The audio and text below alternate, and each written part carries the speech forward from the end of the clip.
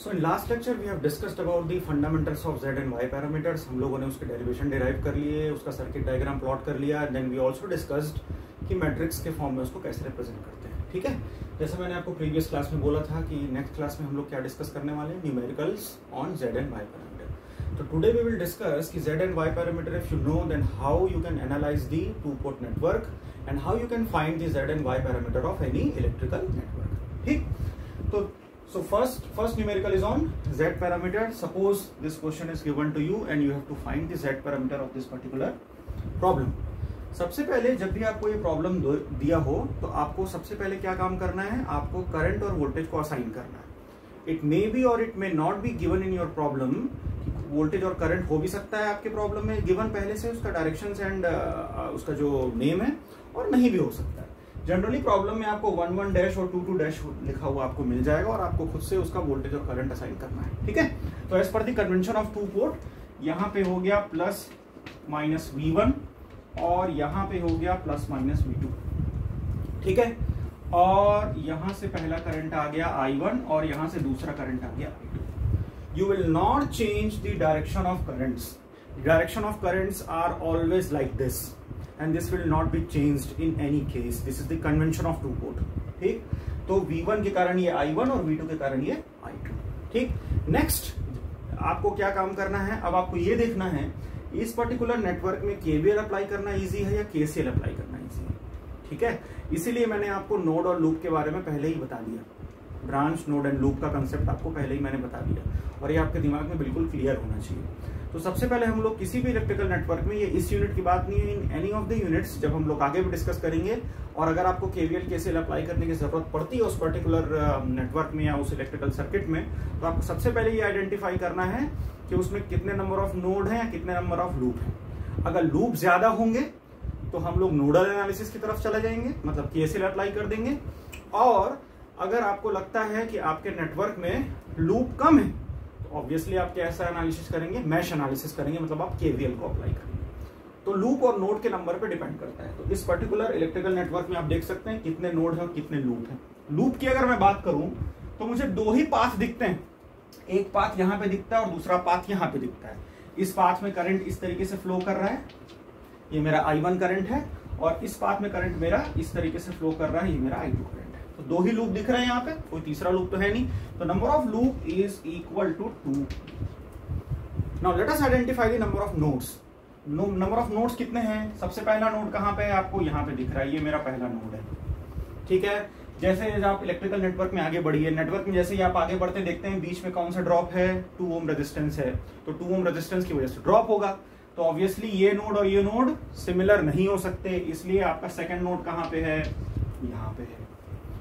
ठीक है, फिर आगे बढ़िए नेटवर्क में, फिर आप देखते हैं कि बीच में फिर से कैसा रेजिस्टेंस आ गया, 2 ओम का रेजिस्टेंस आ गया. तो फिर से आपको एक नोड लेना पड़ेगा. तो यहाँ पे मेरा तीसरा नोड है. So you can see fourth node is also there, but ये जो फोर्थ नोड है, जो ये जो ग्राउंड नोड है, उसको हम लोग अपने एनालिसिस पे कंसिडर नहीं करते हैं, जैसा कि मैंने आपको पहले भी बताया. तो how many nodes are there? 3 nodes are there. तो node equals to 3. So now you can clearly see कि number of loop is less than number of node. इसका मतलब जब आप KVL का इक्वेशन लिखोगे तो क्योंकि लूप कितने हैं, 2, तो 2 ही इक्वेशन बनेंगे. लेकिन जब आप KCL का इक्वेशन लिखने जाएंगे तो क्योंकि 3 नोड हैं तो कितने इक्वेशन बनेंगे, 3 इक्वेशन बनेंगे. और आपको बताना मुझे बताने में कोई डिफिकल्टी नहीं है कि कौन सा, ना आपको समझने में डिफिकल्टी है कि कौन सा एनालिसिस आपके लिए प्रेफरेबल होगा, मैश एनालिसिस या फिर नोडल एनालिसिस. ऑब्वियसली हम लोग मैश एनालिसिस करने वाले हैं, मतलब हम लोग KVL अप्लाई करने वाले हैं. क्यों? क्योंकि 2 इक्वेशन सॉल्व करना ज्यादा इजी है as compare to 3 equation solve करने में. ठीक है, तो आप जब इन दोनों लूप के लिए इक्वेशन लिखने की कोशिश करेंगे, सबसे पहले इक्वेशन किसके लिए लिखेंगे आप, V1 के लिए, और दूसरा इक्वेशन किसके लिए लिखेंगे आप, V2 के लिए. तो जैसा आप KVL अप्लाई करते हुए आए हैं वैसा ही आप KVL का इक्वेशन लिखना स्टार्ट कीजिए. ठीक है, मेरे साथ आप लोग लिख सकते हैं. तो ये हो गया minus V1 plus 2 into I1 plus, अब ये देखिए 4 ओम का जो रेजिस्टेंस है वो I1 और I2 दोनों के लिए कॉमन है. आपको याद होगा जब आप लोग फर्स्ट ईयर में सॉल्व करते थे तो जब आप I1 और I2 का डिफरेंट डायरेक्शन लेते थे और अगर आप पहले लूप में होते थे तो हम क्या लिखते थे, I1 माइनस I2. ठीक है, और जब आप दूसरे लूप में रहते थे, अगर I1 और I2 का डायरेक्शन डिफरेंट है तब की बात है, तब हम क्या लिखते थे, I2 माइनस I1. बट यहाँ पे आप देखिए I1 और I2 का डायरेक्शन इस पर्टिकुलर रेजिस्टेंस से क्या है, सेम है, इसलिए क्योंकि 4 कॉमन है, you have to write 4I1 plus I2 equals to 0 without thinking of the direction, क्योंकि डायरेक्शन के बारे में आपको सोचने की जरूरत नहीं है, I1 और I2 का डायरेक्शन पहले से फिक्स्ड है और यही आपको लेना है। तो इस इक्वेशन को अगर फर्दर सॉल्व करेंगे तो ये हो जाएगा V1 equals to 2I1 plus 4I1 हो गया 6I1 प्लस 4 इंटू I2, ये हो गया मेरा इक्वेशन नंबर 1। ठीक, सिमिलरली V2 के लिए जब मैं इक्वेशन लिखना चालू करूंगा तो वहां से स्टार्ट करते हैं, ये हो गया माइनस V2, ये हो गया plus 2 into I2 plus 2 into I2 plus again 4 is common, तो ये हो गया 4I1 plus I2 equals to 0 and now we can write V2 equals to 4I1 पहले लिख लेते हैं, ठीक है, 4I1 plus 2I2 and 4I2, तो कितना हो जाएगा 6I2, ये हो गया equation. Now we have already studied about the characteristic equations of Z parameter. तो जब आपको पता है कि कैरेक्टरिस्टिक इक्वेशन क्या है Z पैरामीटर का, वो आपको लिखना है और फिर कोरिलेट करना है उसको इन दोनों इक्वेशन से, ठीक है।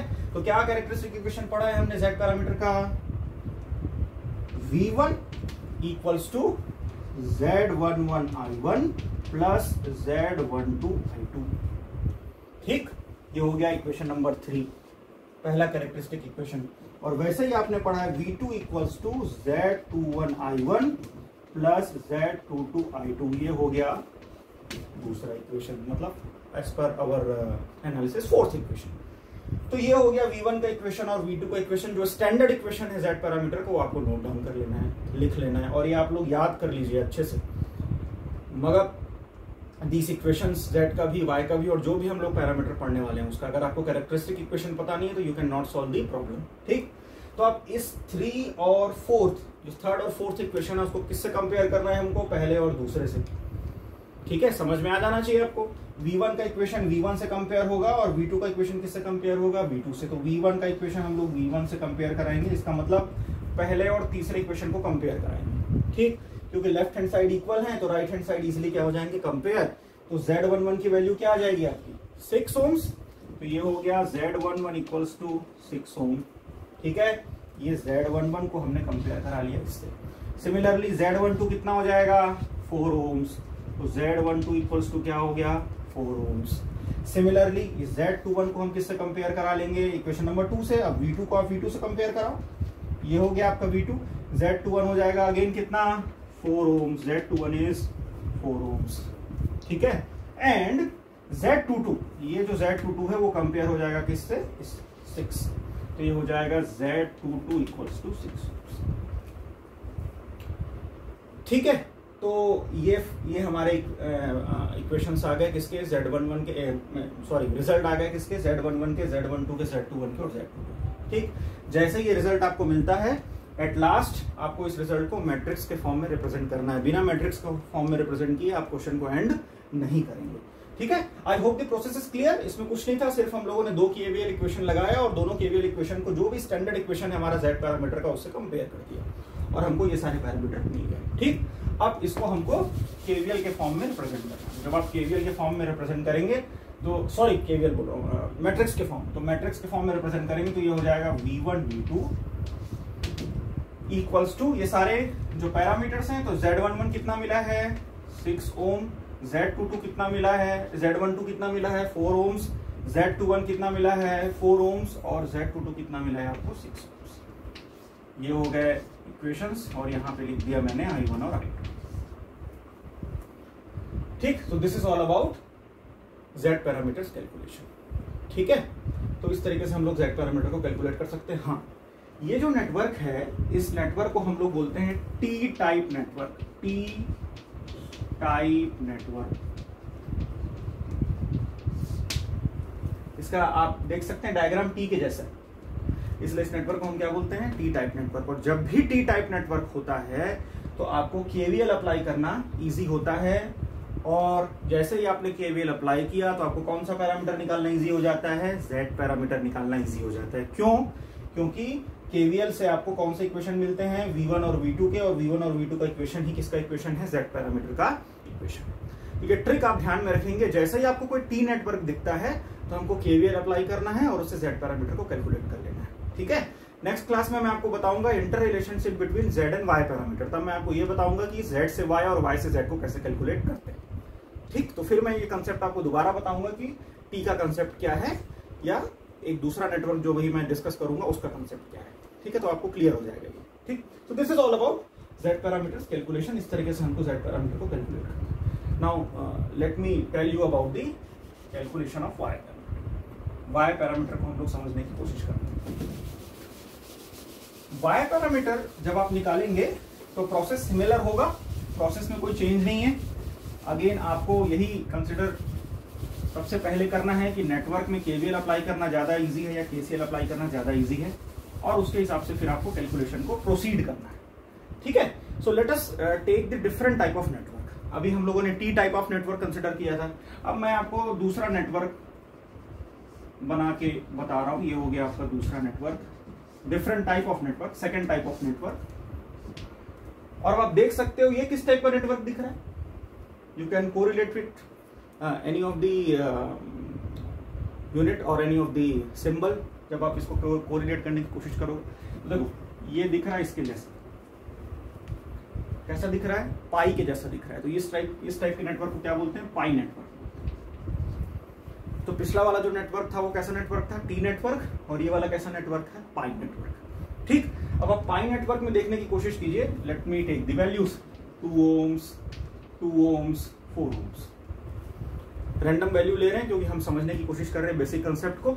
यहाँ पे फिर से आप ले लीजिए प्लस माइनस V1 और यहाँ ले लीजिए plus minus V2 as per अवर कन्वेंशन। यहाँ पे ले लीजिए आप I1 की वैल्यू और यहाँ पे ले लीजिए आप I2। ठीक, फिर से हमको क्या आइडेंटिफाई करना है कि कितने नंबर ऑफ नोड हैं और कितने नंबर ऑफ क्या है? लूप हैं। चलिए लूप आइडेंटिफाई करते हैं। पहला लूप तो मुझे यही दिख रहा है, ये मेरा पहला लूप है। ठीक है, दूसरा ये बीच में एक लूप है, एक क्लोज पाथ है, तो ये हो गया दूसरा लूप। क्या कोई तीसरा लूप भी है इस प्रॉब्लम में? यस, डेफिनेटली एक आउटपुट लूप भी है, तीसरा लूप। तब आप देखते हैं कि जब मैं पाई नेटवर्क बनाता हूं तो नंबर ऑफ लूप इंक्रीज हो जाते हैं। ठीक, यहाँ पे नंबर ऑफ लूप कितने हैं? 3 है। पिछले केस में कितने थे? जब टी नेटवर्क था तो 2 थे। ठीक है, सिमिलरली अब हम किसको कैलकुलेट करते हैं? नोड को कैलकुलेट करते हैं। हम नोड जब हम कैलकुलेट करने जाएंगे तो आप देखिए ये V1 यहाँ पे भी वोल्टेज रहेगा और यहाँ पे भी वोल्टेज रहेगा। क्यों? क्योंकि इन दोनों नोड के बीच में कोई रेजिस्टेंस नहीं है, इसलिए V1 आप लोग यहाँ पे आसानी से लिख सकते हो।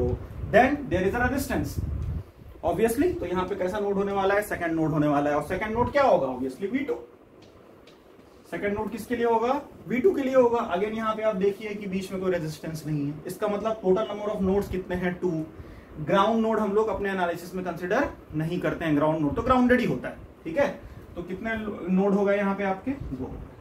Now you can see number of loop is greater than number of node. तो क्योंकि नोड कम है इस बार, इसलिए नोडल एनालिसिस करना आपके लिए ज्यादा इजी है। जैसे ही आप केसीएल अप्लाई करेंगे आपके 2 ही इक्वेशन बनेंगे नोड के। अगर मैं केवीएल अप्लाई करने की कोशिश करूंगा तो कितने इक्वेशन बन जाएंगे? 3 इक्वेशन। कई लोग मुझसे ये पूछते हैं कि सर क्या केवीएल अप्लाई करके इस प्रॉब्लम को नहीं सॉल्व कर सकते? बिल्कुल सॉल्व कर सकते हैं केवीएल अप्लाई करके। ऐसा नहीं है, कोई भी प्रॉब्लम ऐसा नहीं होता कि आप केवीएल अप्लाई करके या केसीएल अप्लाई करके सॉल्व नहीं कर सकते। बट आपको समझना क्या है कि आपको अपना टाइम सेव करना है। जब आप कोई कॉम्पिटिटिव एग्जाम दोगे तब आप ये नहीं सोचोगे कि इसका आंसर केवीएल से निकालें या केसीएल से। आप क्या सोचोगे कि कैसे फास्टेस्ट मैनर में या इजीएस्ट मैनर में आप उस आंसर को कैलकुलेट करें। ठीक, तो ये बहुत इंपॉर्टेंट है। जब भी आपके पास पाई टाइप का नेटवर्क दिखता है तो आप ये फाइंड आउट कर लीजिए, आप ये डिटरमाइन कर लीजिए, आप ये नोट कर लीजिए कि नंबर ऑफ नोड हमेशा लेस होगा किससे? नंबर ऑफ लूप से। और जब टी टाइप का नेटवर्क बनाएंगे तो आप हमेशा ये ध्यान रखिए कि नंबर ऑफ जो लूप है वो लेस होगा नंबर ऑफ नोड से। तो टी नेटवर्क जब हम बनाएंगे तो हमको फॉलो करना है कंसेप्ट केवीएल का, और जब आप पाई नेटवर्क बनाएंगे तो हमको कंसेप्ट कौन सा फॉलो करना है? केसीएल का, लूप और नोड के कैलकुलेशन के अकॉर्डिंग। ठीक है, चलो लेट अस मूव अहेड। तो हम लोग इस बार केसीएल अप्लाई करेंगे इस प्रॉब्लम में। जैसा मैंने आपको बताया ये इनकमिंग करंट है इस नोड के लिए I1, 2 आउटगोइंग करंट कंसिडर कर लेते हैं इस तरीके से। ठीक, and we have to write the equation for this particular node. Okay, so ये इनकमिंग करंट है तो डायरेक्टली मैं I1 के अकॉर्डिंग लिख रहा हूं। ठीक, I1 इक्वल्स टू ये हो गया V1/2, तो ये हो गया V1/2 plus V1 minus V2/2। तो ये हो गया v1 माइनस v2/2। ठीक है, तो ये v1/2 v1/2 i1 equals to ये v1/2 और v1/2 को ऐड कर लो, दोनों हाफ हाफ हैं तो क्या हो जाएगा v1, ठीक है, और माइनस 1/2। ठीक, इक्वेशन नंबर 1। सिमिलरली एक इक्वेशन कहां पे बन जाएगा, आउटपुट नोड में, किसके लिए, V2 के लिए, V2 नोड के लिए, और यहां से कौन सा इनकमिंग करंट आ रहा है, I2 आ रहा है, तो यहां पे भी आप दो आउटगोइंग करंट कंसिडर कर लो। ठीक, तो क्या हो जाएगा वहां से, I2 इक्वल्स टू हो जाएगा V2/4, यहां पे V2/4 और ये V2 माइनस V1/2, तो ये हो गया प्लस V2 माइनस V1/2। ठीक है, तो अब V2/4 और V2/2 को ऐड करना है और माइनस V1/2 को मैं यहाँ पे लिख देता हूं, तो ये हो जाएगा I2 इक्वल्स टू, ये हम लोग पहले रिप्रेजेंट कर रहे हैं, तो माइनस 1/2 V1, ठीक है, प्लस अब इन दोनों को ऐड करना है, 4 और 2 कैल्सियम हो गया 4, V2 आ गया वहां से, यहां से 2 मतलब 3/4 V2। ठीक है, कैलकुलेट कर लेना आप लोग अपनी कॉपी में, बहुत ईजी है। ठीक है, ये हो गया इक्वेशन नंबर 2। तो इक्वेशन नंबर 1 मिल गया मुझे और इक्वेशन नंबर क्या मिल गया, 2 मिल गया। अब आपको क्या करना है, जैसे मैंने बताया था प्रीवियस केस में, जैसे हम लोगों ने क्या किया था, कैरेक्टरिस्टिक इक्वेशन लिखा था Z पैरामीटर का, वैसे ही अब आपको किसका कैरेक्टरिस्टिक इक्वेशन लिखना है, Y पैरामीटर का। ठीक है, और Y पैरामीटर का कैरेक्टरिस्टिक इक्वेशन क्या होता है, I1 equals to Y11 V1 plus Y12 V2 and I2 equals to Y21 V1 plus Y22। Always remember these parameter equations. Parameter के इक्वेशन याद नहीं है, you can not solve the problem. ठीक, अब क्या करना है, let me give the equation as 3 and 4। अब I1 के इक्वेशन को किससे कंपेयर कराएंगे, I1 से, तो ये I1 का इक्वेशन कंपेयर होगा इस I1 से, और वैसे ही ये जो I2 का इक्वेशन है वो इस I2 के इक्वेशन से compare. You can see the results. ठीक है, तो Y11 कितना है यहाँ पे, Y11 equals to Y11 is nothing but 1, और क्योंकि ये एडमिटेंस है इसलिए ओम इनवर्स, पिछले क्लास में हम लोगों ने पढ़ लिया है। सिमिलरली Y12 कितना होगा, Y12 इक्वल्स टू, कहाँ है भाई Y12, ये है मेरा Y12, Y12 को इससे कंपेयर कराएंगे तो ये आ गया माइनस 1/2 ओम इनवर्स। ठीक है, सिमिलरली Y21 कितना हो जाएगा, Y21 कहाँ है, ये Y21 है और इस Y21 को इससे compare, again it is minus 1/2 ohm inverse. ठीक है, और ये मैं इसको यहां से मिटा रहा हूं, Y22 जब हम लिखेंगे तो Y22 हो गया, दिस इज Y22 और Y22 कंपेयर हो जाएगा 3/4 से, तो 3/4 ओम इनवर्स। यूनिट लिखना नहीं भूलना है, यूनिट हमेशा ध्यान रखना है, एग्जाम में कभी भी यूनिट लिखना नहीं भूलोगे। इंपिडेंस का यूनिट होता है ओम और एडमिटेंस का यूनिट होता है ओम इनवर्स। तो इस तरीके से हमने सॉल्व कर लिया KCL के प्रॉब्लम को, सॉरी Y पैरामीटर के प्रॉब्लम को बाय अप्लाइंग KCL। ठीक है, तो basic fundamental is 2 type of network, T and pi. T है तो Z पैरामीटर निकालना इजी है, पाई है तो Y पैरामीटर निकालना इजी है। जैसा कि मैंने आपको बताया कि नेक्स्ट क्लास में हम लोग डिस्कस करेंगे inter relationship between Z and Y, तब आपको ये क्लियर हो जाएगा कि अगर Z आपको पता है तो उससे Y कैसे निकालना है और Y पता है उससे Z का कैलकुलेशन कैसे करना है। ठीक, आज के लेक्चर के लिए हम लोग इसी को यहाँ स्टॉप करते हैं। In next lecture we will continue with the inter relationship property. Thank you for watching.